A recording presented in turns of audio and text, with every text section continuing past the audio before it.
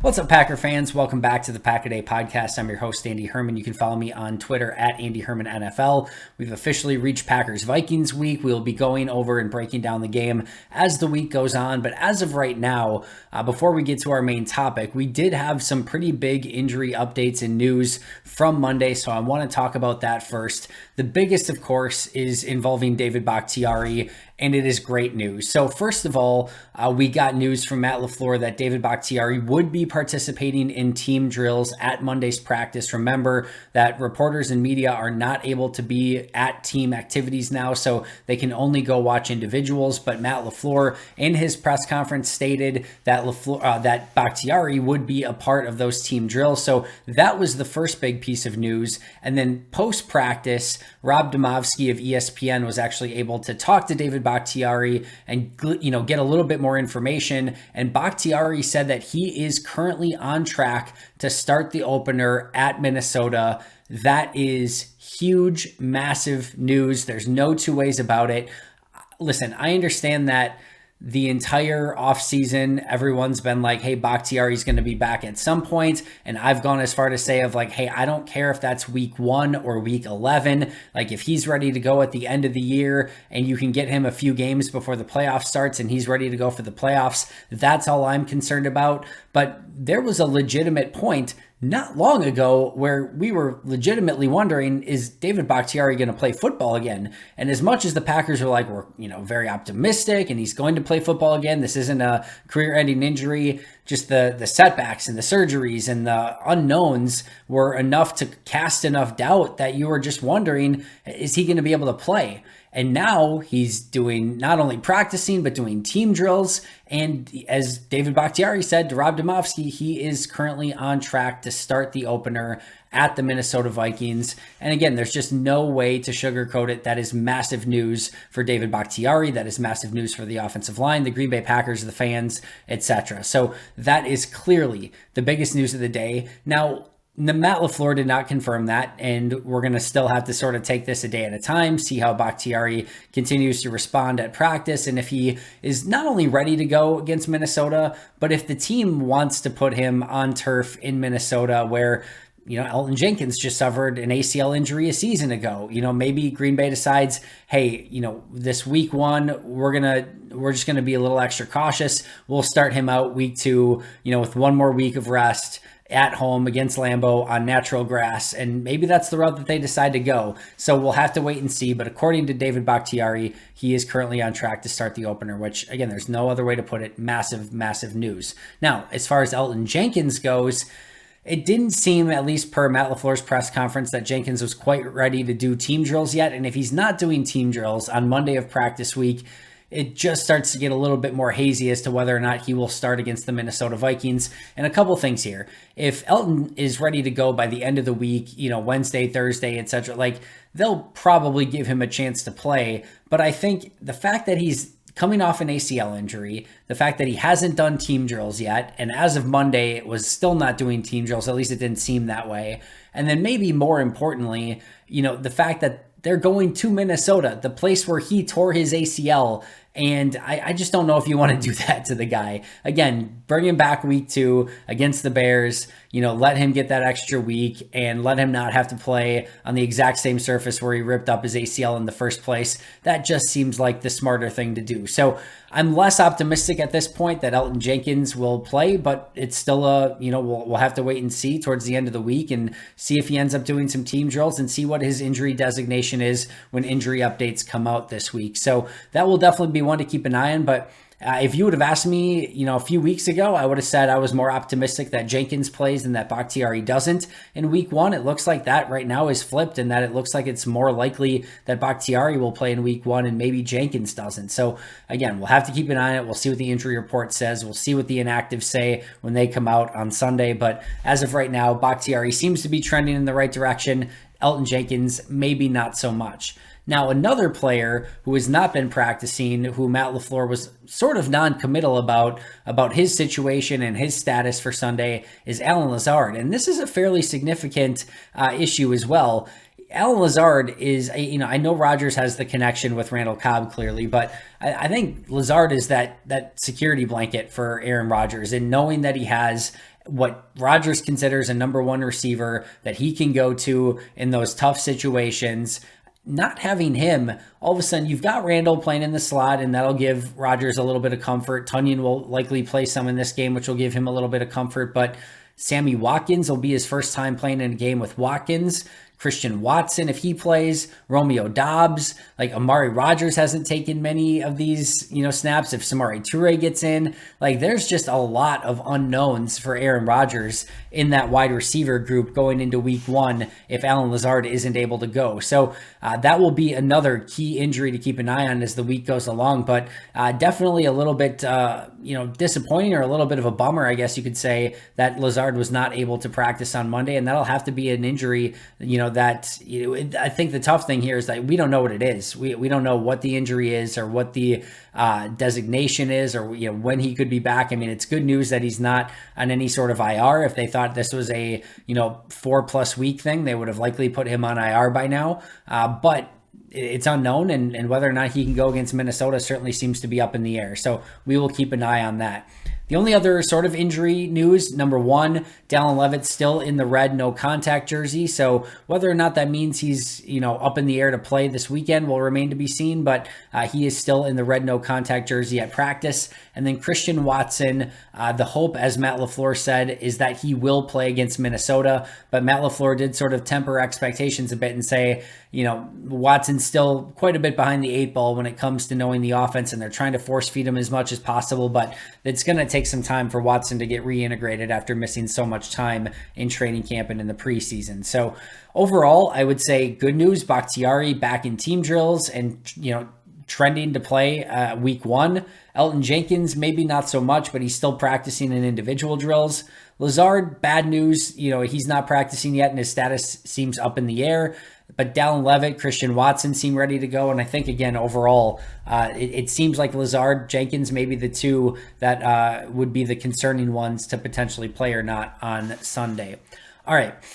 That being said, we went through some of these injury, question marks, but I wanted to take a look as we go into week one. What are the biggest question marks that remain for this Packers team as they head into week one of the regular season? And we've answered, I feel like, some already, right? Like, the questions of who would the Packers draft, what free agents would they sign, would they bring back or get back Aaron Rodgers, the questions of health. There's only one player on the PUP list, and that's Kylan Hill. Like, there's certain questions that have been answered. Even Jordan Love, would he take a step in the right direction? I think already that answer is yes. There have been some questions that have already been answered in key ways this offseason, this preseason, this training camp, etc. But there are 12, in my opinion, significant questions that still remain as we head into week one of the season. I think it's just difficult to know the answers to some of these questions at this point. So let's start with number one. And we talked about it a little bit already, but what is the status of David Bakhtiari and Elton Jenkins? Because it seems like David Bakhtiari, as he said, is on track to start the opener. Elton Jenkins, maybe not so much, but I'm still in this sort of, until I see it, I'm not going to believe it until I see it. And I want to see both those guys out there. And not only do I want to see them out there, what do they look like? Can they make it to back-to-back games? Can they make it throughout the entirety of the game? This is more specifically for Bakhtiari. I think Jenkins will be fine when he gets back. But I want to see those guys out there. And I want to see how they respond and how their bodies hold up. Coming off, Bakhtiari, multiple surgeries, and Elton Jenkins, a major ACL injury. So I still have questions on their overall status. We don't know yet if Jenkins is going to be ready week one. Does that mean week 2, 3, 4? We don't know that. And again, Bakhtiari is, maybe he plays week one, but is he on a pitch count of some sort? So all those things still remain in flux. And I still think that's a major question going into this week one game against the Minnesota Vikings. Number two, very related, but not totally related. And that's who starts along the offensive line. I think if Bakhtiari and Jenkins are healthy, it's Bakhtiari left tackle, Jenkins right tackle. But if not, how do they fill those spots? And even if everyone's healthy and Bakhtiari, Jenkins, John Runyon Jr., and Myers are 4 of the 5 starters, who's the 5th? Is it Jake Hansen? Is it Zach Tom? Is it Royce Newman? So that is another question that I am very much looking forward to seeing and who they ultimately play along the offensive line. Number 3, what's the proper expectation for Robert Tonyan? Not only in will he play week 1? I think that answer is yes. But how much can he play? And which Robert Tonyan do we get? Because 2020 Robert Tonyan, really freaking good, double-digit touchdowns, great catching the ball, didn't drop anything. Then, 2021 training camp, he looked unbelievable. Like I said, multiple people who were there at practice called him potentially the MVP of training camp. Regular season comes along for the first, 6 to 8 weeks until he went out with the injury. Did not look like 2020 Robert Tonyan, did not look like MVP of training camp Robert Tonyan, was dropping more balls, was not as involved with the offense, and just didn't seem totally on the same page with Rodgers at all times. It wasn't the same as 2020. And then he tears his ACL. So not only is what's the pitch count for Robert Tonyan and how fast can he get acclimated back into the offense, but which version of Robert Tonyan do we see? Because if it's 2020, that is a major upgrade for this tight end core and this offense overall. Number 4, how much can this rookie class contribute? You've got Watson, Doubs, Toure, Ryan, Tom, Walker, Ford, Wyatt, Enigbare, Quay Walker, Campbell, the safety, Tariq Campbell, Jack Coco. You've got 12 rookies on this team out of a 53-man roster. That is unbelievable. That is a massive part of this team. 12 out of 53, just doing some quick calculator math here, 22.6% of this roster, more than 1 out of every 5 on this roster is a rookie. So how much can they contribute? Because that is a significant portion of this team, some of which will be expected to contribute a lot, some of which will probably be more redshirt type seasons, more of your your Fords, your Jonathan Fords, your Sean Ryans. Those guys are probably more redshirt type of guys, Rasheed Walker, but a lot of those guys are going to be expected to contribute. So I think that is another key question of just not only how much can they contribute, but how quickly can these guys acclimate themselves to the NFL? Are they more, Eric Stokes from a season ago where he has a really fantastic rookie season? Or is this more, a Royce Newman where maybe they play a lot, but there's some real legitimate struggles along the way? So we'll have to kind of wait and see on that. Number 5 is now Allen Lazard's health, specifically going into this week 1. As mentioned, that is probably Rodgers' go-to receiver. And if he has any sort of injury issue that's going to keep him out a game, 2 games, 3 games, etc., that will be a major change for this offense. It could kickstart Rodgers' relationships and just charisma and chemistry with Sammy Watkins and Christian Watson, Romeo Doubs, etc. So maybe that's not the worst thing in the world, but it could be cause for some concern as they try to win football games without arguably their number 1 wide receiver. Number 6, how do you divvy up these snaps at the wide receiver position? So let's just say Allen Lazard is ready to go and he's 100% going into week 1 or whenever that does happen. How do you divvy up snaps between Allen Lazard, Sammy Watkins, and Randall Cobb, the established guys, the second-year guy in Amari Rodgers, who maybe could get some time in the backfield, maybe do some gadget stuff, and then your 3 rookies in Samori Toure, Romeo Doubs, and Christian Watson? I think the balancing act there, because I think at least 5 of those guys, right? Watson and Doubs and the 3 veterans, Watkins, Cobb, and Lazard, I think they would love to see involved in some capacity. I think Lazard's probably that key number 1, playing 50 plus snaps per game, but how they divvy up the rest and how they keep those guys engaged even when they're maybe on the sidelines, I think that's going to be a really key thing to keep an eye on as this season kicks off. All right, number 7, is Mason Crosby done? And he's coming off his worst season of his career, coming off an injury, and yeah, I know there's some thought that maybe it was the long snapper, maybe it was the holder, maybe it was the entire special teams, blocking in front of him. Whatever it was, there were some kicks that were out there for Mason Crosby to make, and he just didn't make them. And he's coming off a really tough season. His leg isn't as strong. He's not kicking balls out through the end zone anymore. And you do have to wonder, could this be it? And is he just not the same guy anymore? And they're going to need Mason Crosby to come up clutch in multiple scenarios this season, especially as they're maybe more of a defensive football team. So I want to know just what does he look like, and can he come back and be the Mason Crosby that we know and love from a few years ago? So that's another key question. Number 8, Can the special teams just not be awful? That'd be great. That would be wonderful. And they've got Rich Bisaccia, multiple special teams assistants. They've brought in special teams specialists like Rudy Ford, like Dallin Levitt. Isaiah McDuffie's going to be a huge portion, part of that. They're going to play some of their starters a little bit more in those situations. So there is a lot of potential there for the special teams to not be awful. I'm not saying they're going to be great. I'm not saying they're going to be good. I'm not saying they're going to be average, but I am questioning, can they just not be awful? And that is a huge, huge, huge question for this 2022 Packers team. Number 9, will we see 2020 Darnell Savage or will we see 2021 Darnell Savage? 2020 version, really good. Played fast, played intense, rallied to the football, got his, he played a lot of robber, got his hands in passing alleys, did a lot of really good things. 2021 didn't seem as sure, didn't seem as confident, played a little bit more cover 2, which maybe wasn't totally conducive to his skill set at times. So I'm curious to see, because I thought these were 2 very different Darnell Savages, one really good, one really not so good, and they really could use the great Darnell Savage, and really maybe even a step up from that to improve as this season goes along, because he is a talented football player. And if he can be a strength rather than a weakness on this defense just gets that much better, and they could really be a force to be reckoned with this upcoming year. Number 10, what does the offense look like without Devonte Adams? A key question, one we've been asking all offseason long. We know the success that Matt LaFleur and this offense has had without Devonte Adams so far in the 7 games that they haven't had him, but it's a different thing when you go through the course of a season and teams have had more tape to study and are now focused on it and focused on shutting down your other wide receivers. So that is going to be a major question mark this year. Number 11, going along with number 10 in a lot of ways, but who makes the big plays on offense when they absolutely have to have it? 3rd and 12, passing down is coming. The opposing team knows you're going to pass. They're going to play coverage. They're going to, rush for.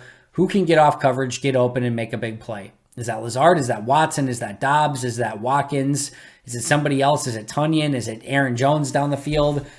Who's going to make those big plays? Or down 6, 2-minute drill, your own 25-yard line. Again, other team knows you're passing. All of the gadgetry and the motion and the beautifulness of Matt LaFleur's offense goes out the window.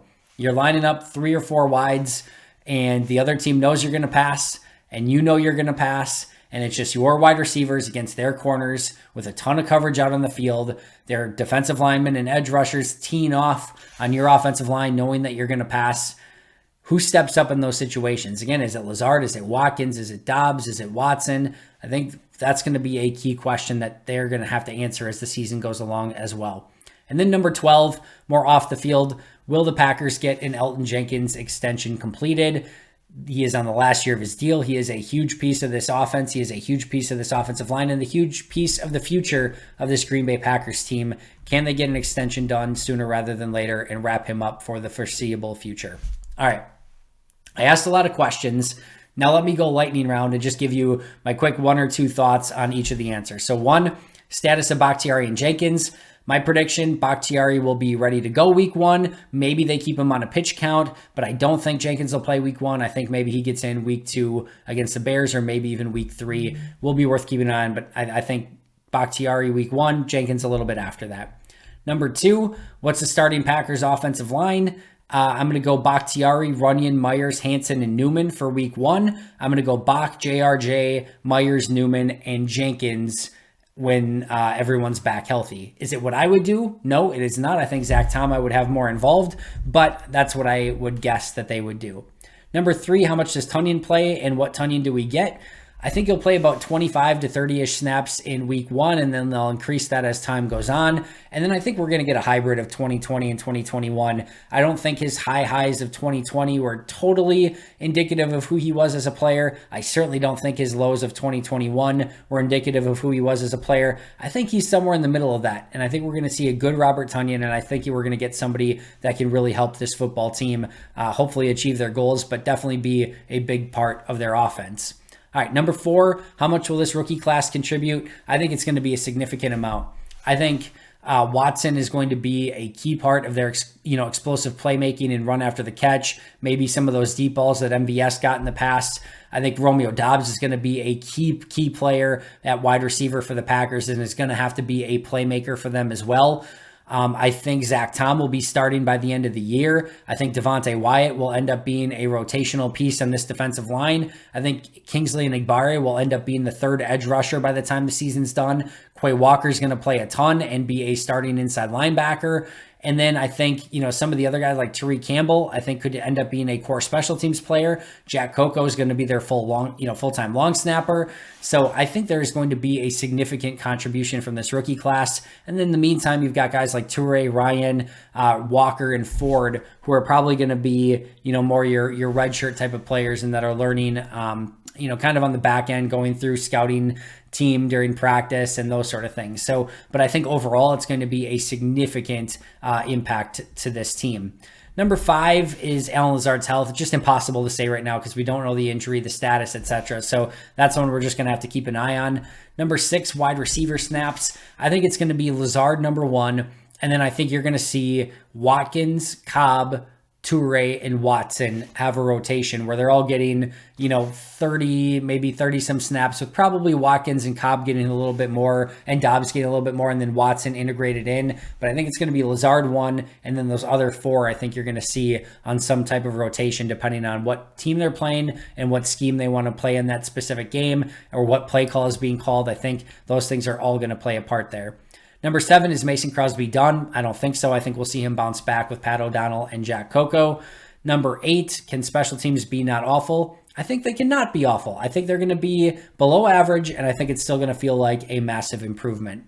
Number 9, will we see 2020 Darnell Savage or 2021? I think we're going to see a hybrid of it. I think we're going to see a very status quo Darnell Savage. Not bad, not really good, but just solid. And I think that's going to be okay because I think he's going to be their 11th best starter. And if you have a guy that's not below average and is helping out and doing his job more often than not as your 11th guy, I think that's going to be a really big impact. And I think, just the fact that I don't think teams are going to be able to pick on him, and I don't think he's going to be making negative plays, and he's going to make safe, sure tackles, be there when they need him to be. I think that's going to be a step up and a really good thing for Darnell Savage. Number 10, what does the offense look like without Devonte Adams? I don't know, 24 to 26. I'd say like 26 points per game. I think it's going to be down a little bit, but I think they're still going to put up a real nice amount of points and still be one of the top 10 to 8 offenses in this league. Number 11, who will make the big plays on offense when they absolutely have to have it? I think Lazard and Dobbs are the 2 go-tos. I think you'll see Cobb make a play here or there, Watkins make a play here or there, maybe Tunyon make a play, but I think it's going to have to be Lazard and Dobbs to begin with. And number 12, will the Packers get an Elton Jenkins extension completed? I don't think anytime soon, maybe sometime midseason, or they may just have to go the franchise tag route and see how his leg responds and how he does through the course of the season, and then make that decision in the offseason. That is going to do it for me today. I will be right back here tomorrow with an all-new episode. But until next time, and as always, go Pack Go.